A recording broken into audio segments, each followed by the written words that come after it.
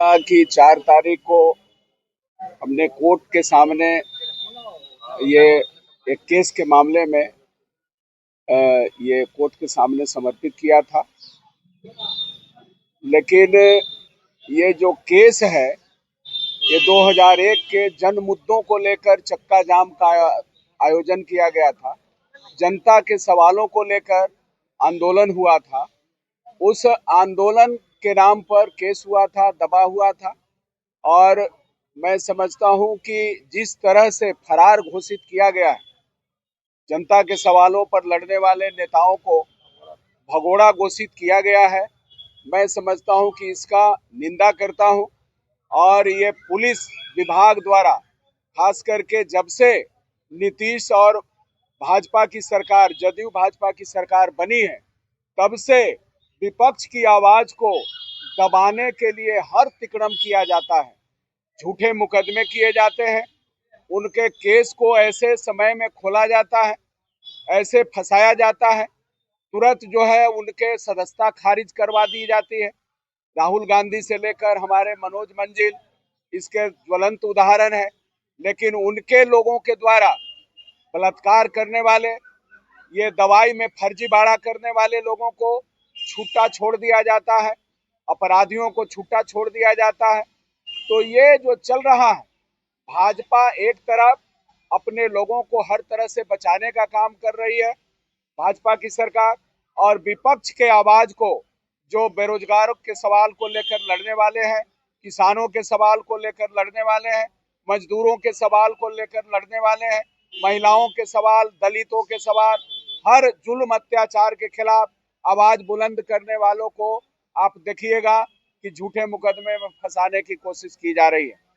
तो ये 2020 से, मैंने 2009 में चुनाव लड़ा, 2010 में चुनाव लड़ा, 2015 में चुनाव लड़ा, 2020 में चुनाव लड़ने के बाद जीत हासिल किया और 5 साल तक सरकार के सामने, सरकार के साथ काम किया, विपक्ष की भूमिका निभाया। विपक्ष का मतलब जनता की आवाज को बुलंद करने का काम किया। सदन में जब भी सदन चलते रहा, हम जनता की आवाज को बुलंद करते रहा। यहाँ डीएम के यहाँ जब भी मीटिंग हुई, उस मीटिंग में भी हम उनके साथ खड़े रहे, हम मीटिंग में आवाज बुलंद किए। लेकिन फिर भी किसी तरह का इत्तला नहीं किया गया, किसी तरह का सूचना नहीं दिया गया। घर पर कुर्की वारंट का जो नोटिस होता है वो भी नहीं भेजा गया। और एक बैग ये फरार भगोड़ा घोषित किया जाना, ये एक जनप्रतिनिधि के लिए और खासकर विपक्ष के गरीबों की आवाज उठाने वाले जनप्रतिनिधियों के लिए अपमान की बात है। और जनता इस बार अपमान का बदला जरूर लेगी। हम समझते हैं कि जेल से हम लोग डरने वाले नहीं हैं, हम लोग कि झूठे मुकदमे से डरने वाले नहीं हैं। ये संविधान पर जो हमला बोल दिए हैं, लोकतंत्र पर हमला बोल दिए हैं, ये आजादी पर हमला बोल दिए हैं, तो इस आजादी, संविधान और लोकतंत्र के बचाने के लिए जो इंडिया गठबंधन का मुहिम चल रहा है, लड़ाई चल रहा है, इस लड़ाई को आगे बढ़ाया जाएगा और इस लड़ाई को हम ऊंचाई तक ले जाएंगे।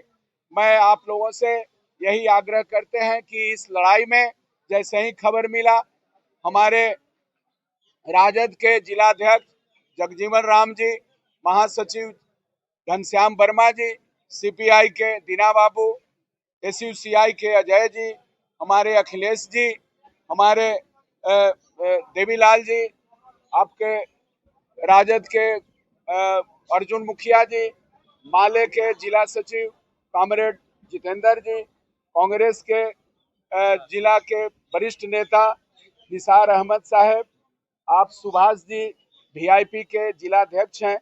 तो ये सारे नेता लोग, जिन हमारी पार्टी किसी को किसी तरह का रुपया बांटने वाली पार्टी नहीं है और किसी तरह का हम लोग पैसा के प्रलोभन पर हम लोग किसी को बुलाते भी नहीं है, लेकिन ये अपनी लड़ाई समझ करके, और हमने देखा कि सैकड़ों गाड़ी लेकर के हम हमारे उत्साह बढ़ाने के लिए, हमारे हौसला को बुलंद करने के लिए इन लोग सड़क पर उतर गए।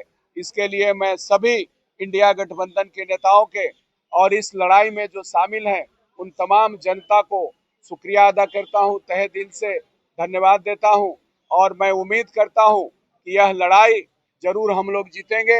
हम लोग भाजपा के जो कोशिश है कि यहाँ विपक्ष की आवाज को दबा दिया जाए, ये हम लोग होने नहीं देंगे।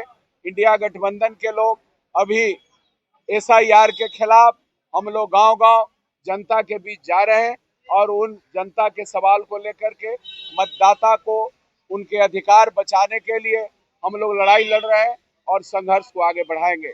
बहुत बहुत धन्यवाद। आप लोगों को यही बात कहते हुए मैं अपनी बात समाप्त करता हूं।